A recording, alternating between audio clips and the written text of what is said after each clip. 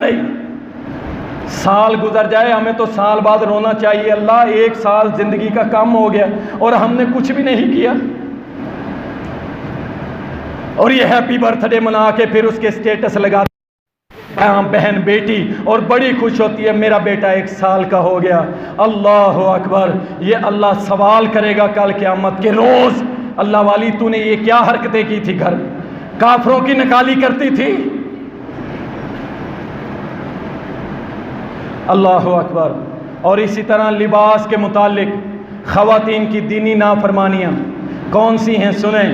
گھر سے نکلتی ہے شرعی پردہ نہیں کرتی، شرعی پردہ یاد رکھو، شرعی پردہ جو پچھلے جمعہ میں نے آیت پڑھی تھی، یدنین علیہن من جلابیبہن، لمبی چادریں سر سے پاؤں تک، پردے کا نام ہے عورت۔ صحابی آتی ہے کہتی ہے اللہ کے رسول صلی اللہ علیہ وسلم، جب ہم مسجد کی طرف آتی ہیں راستے میں گندگی ہوتی ہے، 100 چیزیں پڑی ہوتی ہیں، ہمارے جسم کا وہ کپڑا جو پاؤں کے نیچے ہوتا ہے، لمبا جو ہمارا جو کپڑا ہے وہ نیچے لگتا ہے، گندگی لگ جاتی ہے، ہم کپڑے کو کتنا اونچا رکھ سکتی ہیں؟ آج تو فیشن بن گیا نا، میری بیٹی، میری بہن، میری مسلمان بہن، مردوں نے شلواریں نیچے کر لی اور عورتوں نے اوپر کر لی۔ سنو، یہ سوال کیا اس اللہ والی نے کہ کپڑے ناپاک ہو جاتے ہیں، اب میرا محمد صلی اللہ علیہ وسلم فرما سکتے تھے کہ اوپر کر لیا کرو، لیکن اتنی بھی اجازت نہیں دی۔ فرمایا کہ جب وہ کسی گندی چیز کے ساتھ لگتے ہیں، آگے خشک مٹی آتی ہے، کہنے لگی ہاں آتی ہے، فرمایا پھر اس خشک مٹی پہ اللہ تمہارے اس کرتے کو پاک کر دیتا ہے۔ یاد رکھو اپنے ٹخنے سے 1 بالشت تقریباً 1 فٹ کپڑا نیچے لٹکایا کرو۔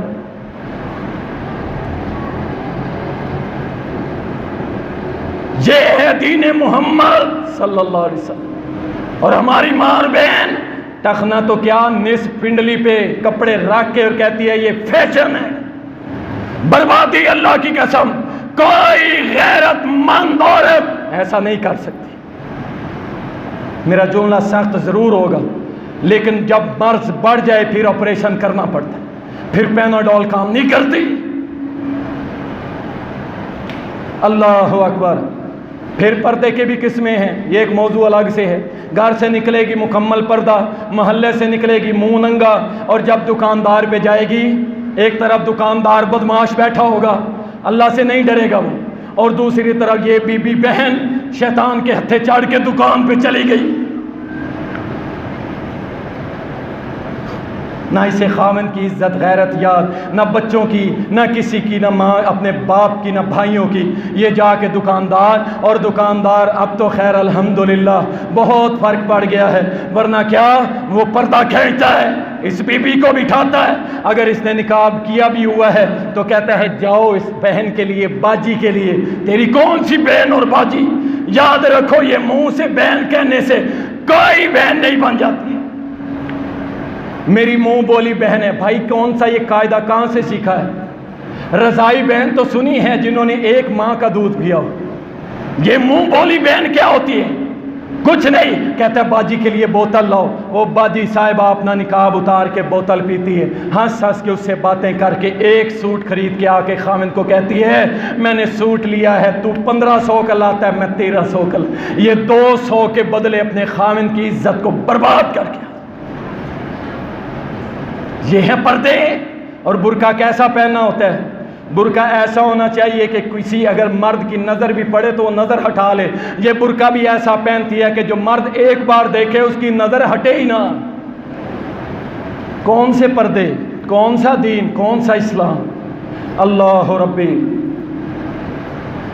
مغرب کی نکالی کر کے بڑی خوش ہوتی، اور کوئی کچھ کہہ دے تو پھر جناب یہ کیا، خواتین کے حقوق، خواتین کے حقوق۔ اسلام سے بڑھ کے کسی نے خواتین کے حقوق نہیں دیے۔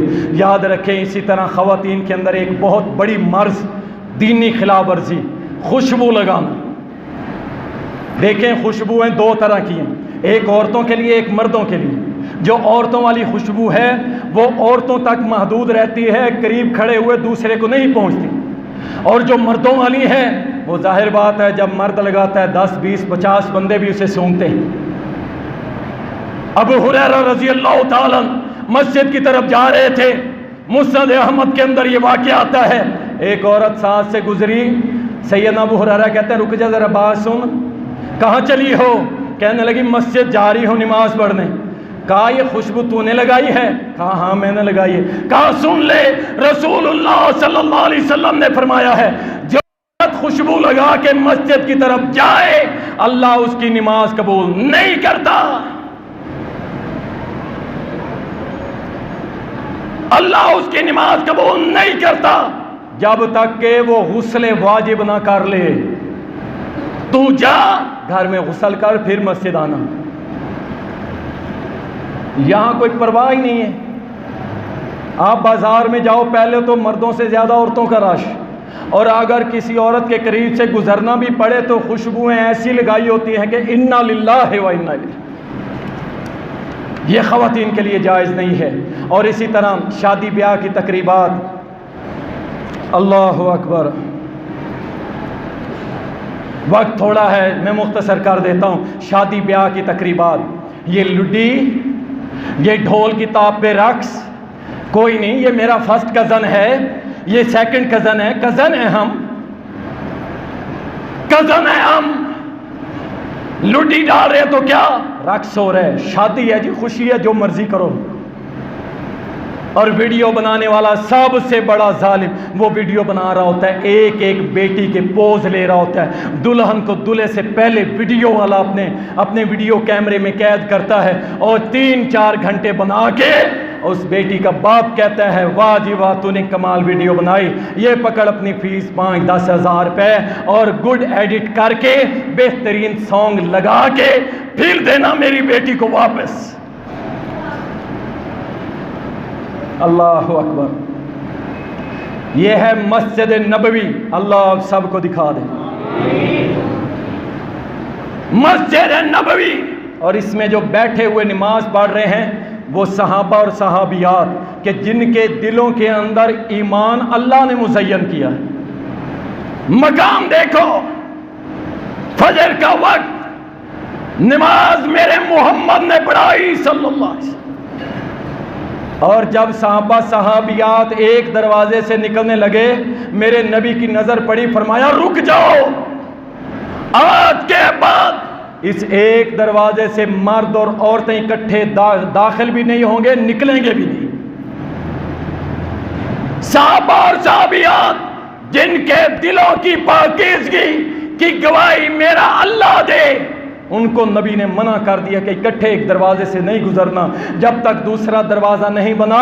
محمد رسول اللہ صلی اللہ علیہ وسلم نے حکم دیا کہ جب تم نماز پڑھ لو مردوں بیٹھے رہو جب تک کہ آخری عورت مسجد سے نہ نکل جائے. جب سارے چلے جائیں پھر مرد اس کے بعد جائیں. نبی علیہ السلام نے دوسرا دروازہ بنایا اور جاؤ اللہ آپ سب کو لے جائے. دیکھ لو آج بھی مسجد نبی کا دروازہ ایک نہیں ہے, ایک نہیں, عورتوں کا الگ مردوں کا الگ. وہ پاک باز ہستیاں ان کو تو اکٹھا نماز پڑھنے کی بھی آرڈر نہیں ہے. اور یہاں پہ یہ ماں بہن بیٹی اکٹھا ڈانس کر کے کہتی ہے میرے کزن ہی تو ہیں. اور صحابی نے سوال کیا تھا اللہ کے رسول یہ دیور کے بارے میں آپ کا کیا خیال ہے؟ دیور, فرمایا یہ تو موت ہے, موت موت ہے یہ, یعنی موت جہاں آ سکتی ہے جہاں بھی ہو پہنچ سکتی ہے. دیور بھی گھر کے کسی کونے قدرے میں پہنچ سکتا ہے. اس سے پردہ بالاولا ضروری ہے پہلے. لیکن یہ دیور صاحب ناراض ہو جاتا ہے. خاوند اور بیوی راضی ہیں لیکن یہ دیور صاحب کہتا ہے لو میں اس کو بدماش نظر آتا ہوں. اللہ کی قسم یہ واقعتاً بڑا بدماش ہے جو پردے پہ اعتراض کر رہا ہے. اور جن گھروں کے اندر اللہ کی قسم پردے کا نظام سسٹم ہے اتنا امن ہے, اتنی برکتیں آپ سوچ ہی نہیں سکتے. اللہ اکبر.